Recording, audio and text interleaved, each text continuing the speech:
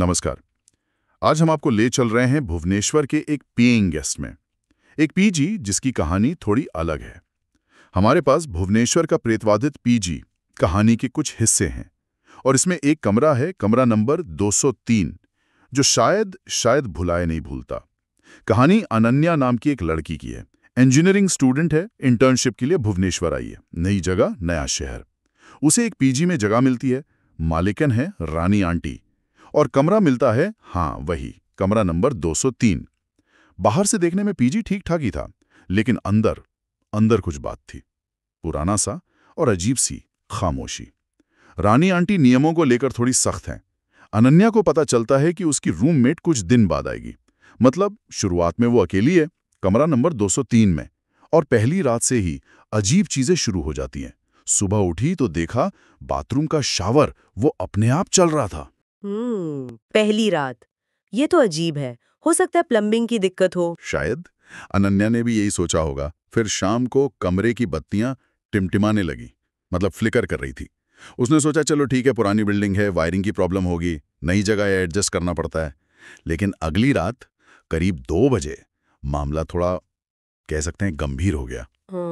कमरा अचानक एकदम बर्फीला ठंडा हो गया, जैसे एसी फुल पर चल रहा हो, पर एसी तो बंद था। अचानक ठंड लगना, ये कई पैरानॉर्मल घटनाओं में सुना जाता है। और फिर बिल्कुल कान के पास एक फुसफुसाहट, एकदम साफ, जैसे कोई ठीक उसके पीछे खड़ा हो। आवाज आई, ये जगह छोड़ दो और कभी वापस मत आना। हो, ये डरावना है, एक सीधी चेतावनी। उसने फौरन लाइट जलाई, कमरा देखा, कोई नहीं था, बिल्कुल खाली। सोचिए जरा उस वक्त कैसा महसूस हुआ होगा। बिल्कुल। देखिए, नई जगह का तनाव, अकेलापन, ये सब दिमाग पर असर डाल सकते हैं। कभी कभी हमें लगता है हमने कुछ सुना या महसूस किया, लेकिन इतनी साफ फुसफुसाहट, एक धमकी जैसी, और वो अचानक महसूस हुई ठंड, ये महज थकान या कल्पना से कुछ ज्यादा लगता है। हाँ, मतलब इसे नजरअंदाज करना मुश्किल था। अगली सुबह अनन्या ने मालिकन रानी आंटी को ये सब बताया। रानी आंटी ने सुना और बड़ी आसानी से कह दिया, अरे बेटा, स्ट्रेस होगा, नई जगह है, मन लगाओ। पर अनन्या को उनके चेहरे पर एक अजीब सा भाव दिखा, जैसे वो ये बातें पहली बार नहीं सुन रही हो, कुछ छुपा रही हो शायद। मालकिन का रिएक्शन भी अजीब है। टाल देना एक बात है, पर चेहरे का भाव ये कहानी में एक और परत जोड़ता है। खैर, कुछ ही दिनों में अनन्या की रूममेट आ गई, इप्शिता वही भुवनेश्वर की थी, लोकल, और उसे उस पीजी के बारे में कुछ बातें पता थी। उसने अनन्या को बताया, थोड़ा हिचकिचाते हुए, कि ये पीजी पहले गर्ल्स हॉस्टल हुआ करता था और सालों पहले इसी कमरे में, कमरा नंबर 203 में, एक लड़की ने खुदकुशी कर ली थी। ओहो, तो अब वो फुसफुसाहट, वो ठंड, वो सब एक अलग मतलब लेने लगती हैं। एक दुखद इतिहास उस कमरे से जुड़ा है। और बीते एक शाम अनन्या अलमारी साफ कर रही थी।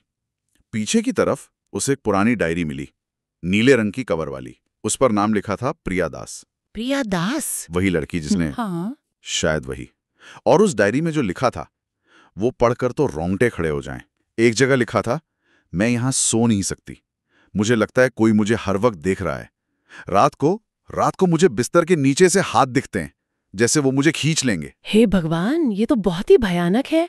बिस्तर के नीचे हाथ? एक और एंट्री थी, शायद मैं पागल हो रही हूं, या फिर ये कमरा ही जिंदा है। डायरी का मिलना ये कहानी का रुख पूरी तरह बदल देता है। अब ये सिर्फ सुनी सुनाई बात या इप्शिता की कहानी नहीं रही, ये प्रिया का अपना अनुभव है। उसका डर, उसकी तकलीफ सीधे उसके शब्दों में। ये उस कमरे के माहौल को और भी ज्यादा बोझिल और डरावना बना देता है। ये एक तरह का सबूत है उस दर्द का जो शायद वहीं रह गया। अब अनन्या और इप्शिता के लिए डर सिर्फ महसूस करने की चीज नहीं रहा, वो उसे पढ़ सकती थी। उन्होंने और छानबीन करने का फैसला किया और उन्हें बिस्तर के पीछे दीवार से चिपका हुआ एक पुराना मुड़ा तोड़ा कागज का टुकड़ा मिला। एक नोट, उस पे लिखा था, ये कमरा कुछ नहीं भूलता, ना चेहरे, ना आवाजें, ना दर्द।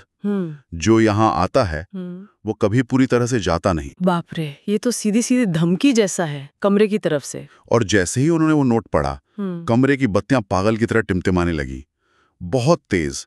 और फिर दूर से एक चीखने की आवाज आई। ये तो हद हो गई। नोट पढ़ते ही रिएक्शन, ये संयोग नहीं हो सकता। इसके बाद इप्शिता ने अपने एक पुरानी दोस्त से बात की, जो उस पुराने गर्ल्स हॉस्टल के बारे में जानती थी, और तब पूरी कहानी सामने आई। प्रिया दास नाम की लड़की को कॉलेज में बहुत तंग किया जाता था। बहुत ज़्यादा बुलिंग होती थी उसके साथ। वो अकेली पड़ गई थी, बहुत परेशान रहती थी। फिर एक दिन वो अपने कमरे में, यानी कमरा नंबर 203 में, मृत पाई गई। मामला खुदकुशी का बताया गया, लेकिन कहानी यहीं खत्म नहीं हुई। अच्छा, और क्या हुआ? प्रिया को जो लोग सबसे ज्यादा तंग करते थे, उनमें से 2 लड़कों की कुछ ही महीनों के अंदर रहस्यमय हालात में मौत हो गई। एक्सीडेंट्स, पर बड़े अजीब।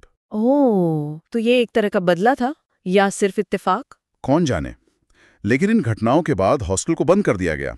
काफी समय तक बंद रहा, और फिर सालों बाद रानी आंटी ने वो जगह खरीदी और उसे पीजी में बदल दिया। शायद शायद वो अतीत को दबाना चाहती थी, छुपाना चाहती थी। यहाँ हम देखते हैं कि कैसे एक जगह दुखद घटनाओं, तीव्र भावनाओं, डर और शायद गुस्से का केंद्र बन जाती है। प्रिया की कहानी, उसकी डायरी में लिखा डर, उसकी मौत और फिर उन लड़कों की मौतें, ये सब मिलकर उस कमरे से जुड़ी दहशत को कई गुना बढ़ा देते हैं। देखिए, जरूरी नहीं कि वहां सच में कोई भूत हो, मतलब एक आत्मा घूम रही हो, लेकिन उस जगह से जुड़ी यादें, वो दर्द भरी ऊर्जा, वो कहानियां, वो सब मिलकर एक ऐसा माहौल बना सकती हैं जो असल में महसूस होता है, जो लोगों को प्रभावित करता है, उन्हें डराता है। अतीत की गूंज वो बहुत शक्तिशाली हो सकती है। जाहिर सी बात है, अनन्या और इप्सिता ये सब जानने के बाद एक पल भी वानी रुकी। उन्होंने फौरन ओपीजी छोड़ दिया। उन्हें डर था कि शायद प्रिया की आत्मा, या जो भी वो चीज थी, उनका पीछा करेगी। पर ऐसा कुछ नहीं हुआ। कहानी यही खत्म होती है इस लाइन के साथ कि वो पीछा इसलिए नहीं करती क्योंकि कमरा नंबर 203 में जो आता है, उसे वो कभी पूरी तरह जाने ही नहीं देता। वाह, क्या अंत है! मतलब वो हमेशा के लिए उस कमरे से जुड़ गए। तो ये थी कमरा नंबर 203 की कहानी। अजीब घटनाएं, प्रिया दास की डरावनी डायरी, एक दर्दनाक इतिहास जिसे मालिकन ने छुपाने की कोशिश की, पर शायद वो वहीं कैद है, उस कमरे की दीवारों में। बिल्कुल, कुछ जगहें वो वाकई ऐसी यादें और भावनाएं समेट लेती हैं जिन्हें वक्त भी शायद पूरी तरह मिटा नहीं पाता। ये कहानी यकीनन सोचने पर मजबूर करती है कि क्या कुछ दरवाजे बंद ही रहें तो बेहतर है। और हम ये सवाल यहीं छोड़ जाते हैं, क्या अब कोई कमरा नंबर 203 में रहने की हिम्मत करे?